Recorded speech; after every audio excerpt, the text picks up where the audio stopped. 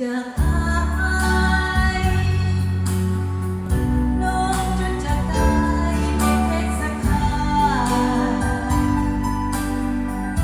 และวันทางรักที่เคยหวังว่า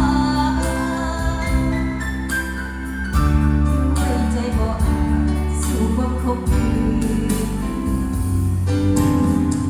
เกือบตัดสินใจจากอาย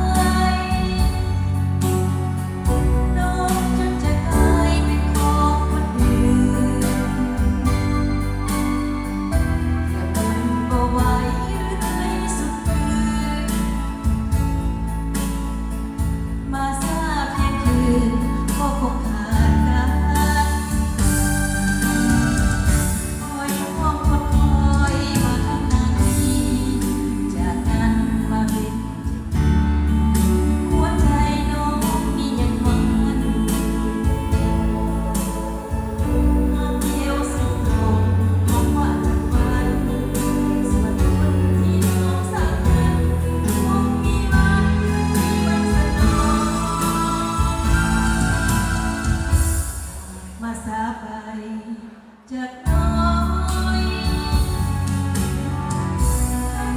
ขาดน้อยเป็นน้อยละน้อง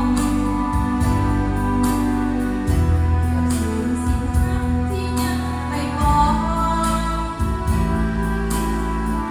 เพื่อพ่อห่างไกลพ่อสายอุบัติเหตุ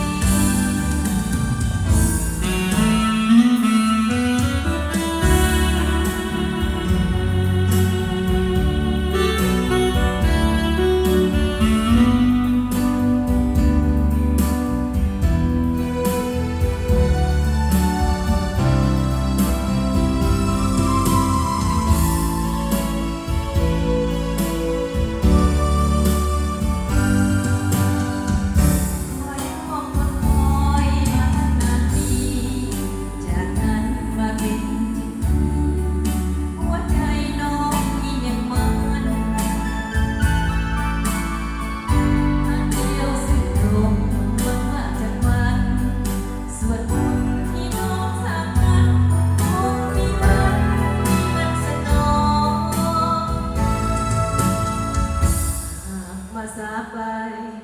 จากน้